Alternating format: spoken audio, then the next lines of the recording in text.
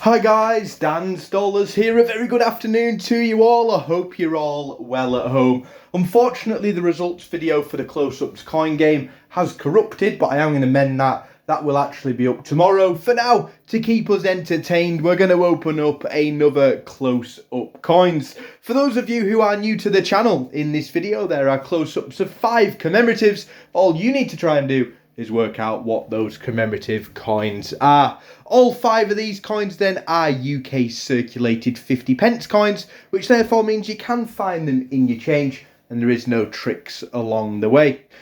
I have made sure that the video will be on loop after I have finished talking, that way that you can concentrate without me probably annoying you in the background. So again, get those guesses 1 to 5 in the comments and we'll look back through them on Friday and see how many everyone has managed to guess correct. Have a great week everyone, plenty of videos still to come this evening. Sorry that there has only been one today, just been cleaning the house, getting it nice and fresh after work. So we are now ready to start some coin hunts this evening. Stay safe, and as always guys, thanks for watching.